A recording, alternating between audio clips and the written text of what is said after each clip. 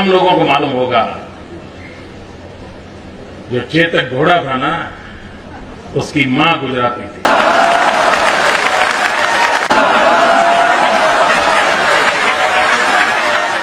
प्रधानमंत्री के बयान की क्या मायने समझते हैं? झूठी बात, जी। बिना तथ्यों वाली बात जो है वो नहीं होनी चाहिए। चेतक जो घोड़ा था वो अरबी नस्ल का घोड़ा था। प्रधानमंत्री नरेंद्र मोदी के भाषण अक्सर सुर्खियां बनते हैं, लेकिन इस बार चर्चा किसी राजनीतिक बयान की नहीं बल्कि इतिहास से जुड़े एक दावे की है।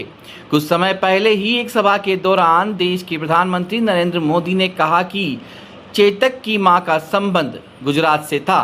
बयान सामने आते ही सोशल मीडिया पर मीम्स की बाढ़ आ गई। किसी ने इसे हास्य का विषय बनाया तो किसी ने इतिहास से छेड़छाड़ बताया। इसी बीच डॉक्टर चंद्रशेखर शर्मा, जिन्हें महाराणा प्रताप के इतिहास पर शोध और पीएचडी के लिए जाना जाता है, ने इस बयान पर कड़ी आपत्ति जताई। उन्होंने सोशल मीडिया पर लिखा कि चेतक अरबी नस्ल का घोड़ा था। मंच से एक सफेद झूठ बोला गया और मूर्खों ने तालियां बजा दी। इतिहास जानने वाले इस बयान पर हंसेंगे। अगर चेतक की मां गुजरात की होती तो चेतक ऐसा बलिदान नहीं देता, बल्कि गुड़साल में नेताओं की तरह ऐश करता। इतिहास, राजनीति और सोशल मीडिया की इस बहस ने अब नया रूप ले लिया है। सवाल यह है कि क्या ऐतिहासिक तथ्यों को मंच से बोलते समय और अधिक सावधानी बरतने की जरूरत है, या फिर यह बयान राजनीतिक विमर्श का हिस्सा बनकर रह जाएगा? इन्हीं सवालों और चेतक के वास्तविक इतिहास पर हमारे सहयोगी पूर्ण प्रजापति ने इतिहासकार डॉक्टर चंद्रशेखर शर्मा से खास बातचीत की। नमस्कार, मैं पूर्ण प्रजापति और आप देख रहे हैं उदयपुर न्यूज। कुछ सालों पहले प्रधानमंत्री नरेंद्र मोदी ने एक बयान दिया था कि चेतक जो घोड़ा है वो काठियावाड़ी नस्ल का है। उस पर जो है प्रतिक्रिया देते हुए सोशल मीडिया पर वो कई जगह प्रतिक्रिया देते हुए डॉक्टर चंद्रशेखर जी जो शर्मा है, उन्होंने कहा था कि वो अरबी नस्ल का है। पूरी बात करने के लिए हमारे साथ डॉक्टर एवं प्रोफेसर चंद्रशेखर जी शर्मा साहब हैं। शर्मा साहब, सबसे पहले चैनल में स्वागत है। नमस्कार। प्रधानमंत्री नरेंद्र मोदी जी ने एक बयान दिया था कि जो चेतक घोड़ा है वो काठियावाड़ी नस्ल का है, और सामने सैकड़ों संख्या में जो जनता बैठी थी उन्होंने तालियां भी पीटी बजाई, लेकिन आपने उसका खंडन किया है, बताया। ऐसा है कि मैंने देखा उसको और मुझे बड़ा आश्चर्य भी हुआ। आश्चर्य इस बात पे हुआ कि मैं मानता हूं कि महाराणा प्रताप जितने प्रसिद्ध हैं उतना ही प्रसिद्ध चेतक भी है, और जितना चेतक प्रसिद्ध है उतना ही प्रसिद्ध हल्दी घाटी है। आज विश्व स्तर पर इन तीनों के नाम की जो प्रशस्ति है वो मैं मानता हूं कि और किसी अन्य की नहीं है। जी। तो ऐसे जो विश्व प्रसिद्ध 500 सालों के बाद में भी आज जो है पूरे विश्व को प्रभावित किए हुए हैं, उस पे बिना जानकारी के कुछ इस तरह की बात करना मैं उचित नहीं मानता।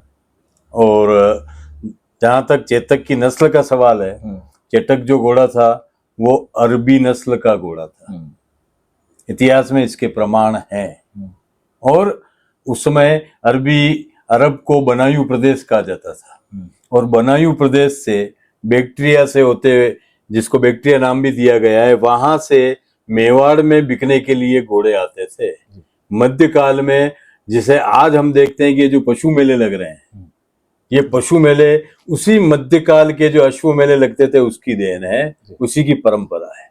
तो उस समय मेवाड़ में इतना समृद्ध था कि बनायु प्रदेश से, अरब प्रदेश से यहाँ पर घोड़े बिकने के लिए आते थे। ये उस समय महाराणा उदय सिंह के दरबार में चित्तौड़ में अरबी व्यापारी इन घोड़ों को लेकर के आया था। और ये 3 सहोदर भाई थे, एक ही माँ के बेटे थे तीनों, चेतक, त्राटक और नाटक।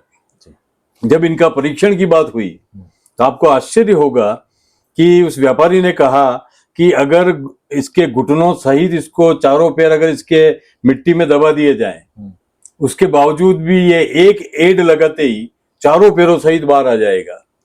तब उसका परीक्षण किया गया। परीक्षण करने पे वाकई जो वो घोड़ा था वो बाहर आ गया। और ऐसा कहते हैं कि उसके जो खुर थे वो अंदर ही मिट्टी में रह गए, लेकिन उसने इतनी ताकत थी कि, और उसकी डेथ हो गई। उसके बाद बचे हुए जो 2 घोड़े थे, वो 2 घोड़े जो थे महाराणा उदय सिंह जी ने खरीदे, और एक घोड़ा जो था वो तो दिया महाराणा प्रताप को, और दूसरा दिया महाराज शक्ति सिंह को।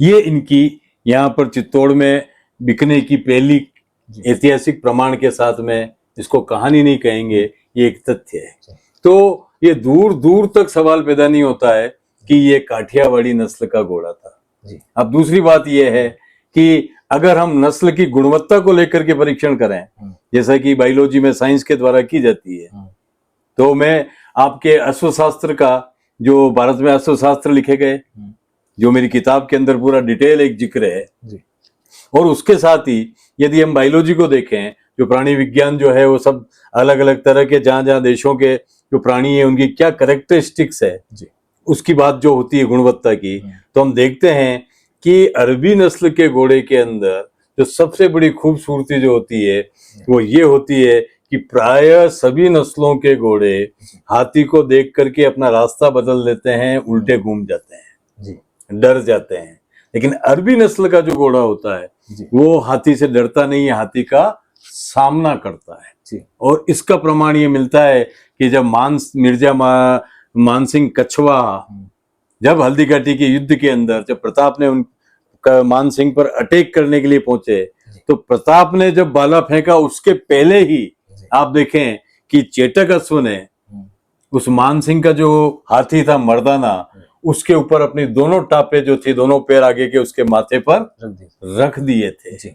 ये बताता है कि उसकी नस्ल क्या थी, क्योंकि हम नस्ल का परीक्षण जब करेंगे विज्ञान की दृष्टि से तो उसने क्या किया है, तो वो जो वीरत्व बहादुरी वाला जो काम है, जो टाइगर वाला काम है, वो अरबी नस्ल की विशेषताओं में आता है। प्रधानमंत्री जी तो उसका संबंध अपने गुजरात से निकाल लेते हैं। देखिए सामने बैठे लोग, देखिए मैं इतिहास के तथ्य की बात कर रहा हूँ जी। मैंने इतिहास का तथ्य इसीलिए बताया है कि इसके माध्यम से लोग समझ जाएंगे कि वो क्या कह रहे हैं और सच्चाई क्या है। प्रधानमंत्री के बयान की क्या मायने समझते हैं? देखिए मैं मानता हूं कि जो बड़े लोग होते हैं, बड़े पदों पर होते हैं, उन्हें अक्सर अगर इतिहास ठीक इतिहास की जानकारी करके ही इतिहास पर अपनी बात रखनी चाहिए, क्योंकि आजकल जो है कि सोशल मीडिया का जमाना है और बच्चे किताबें तो पढ़ते नहीं है, और वो ऐसे बड़े लोगों के द्वारा जो कई हुई बातें हैं उन्हीं पे विश्वास करके उसको आगे से आगे फॉरवर्ड भी करते हैं और वही ज्ञान अपने जीवन में लेकर के चलते हैं। इसलिए मेरा ये मानना है कि मैं एक छोटा आदमी हूँ, एक इतिहासकार हूँ, तब भी मैं अपनी जिम्मेदारी का अनुभव करता हूँ कि मेरे द्वारा कोई भी झूठी बात, बिना तथ्यों वाली बात जो है वो नहीं होनी चाहिए, क्योंकि मेरे से अगर 5 लोग भी सीखेंगे तो गलत बात सीख जाएंगे। तो जो उच्चस्थ पदों पर है तो उनसे तो हजारों लोग सीखते हैं। तो ये एक मर्यादा जो है वो मैं मानता हूँ कि इस मर्यादा का पालन होना चाहिए। और इतिहास और ज्ञान ऐसी चीजें, मुझे भी सब कुछ आता हो या नहीं, तो नहीं आता है तो या तो मैं बोलूं नहीं, और बोलूं तो किसी से पता करके इतिहास की सच्ची जानकारी लेकर के फिर मैं बात करूं। हो सकता है कि उनको जिन्होंने राय दी होगी वो उस तरह के आजकल के जो इतिहासकार जिनको कि खाली इतिहास में एमए होते हैं, पीएचडी होते हैं, उनको इतिहासकार कह दिया जाता है। एक साइंस पढ़ने वाला जो एमएससी है, पीएचडी है, उसको हम वैज्ञानिक नहीं कहेंगे।